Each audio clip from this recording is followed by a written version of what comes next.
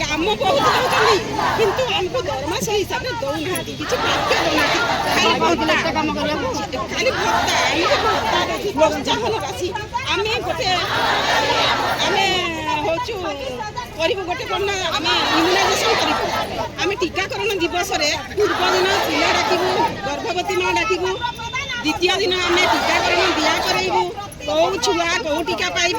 कौ माँ कौ टीका पाइब आम से सब दिया करेबू तार मूल्य हूँ 75 टका 3 दिन ता परदिन पुणी तार साइड इफेक्ट कौन है आम चेकअप करूँ सेटा पुणी एनएमडी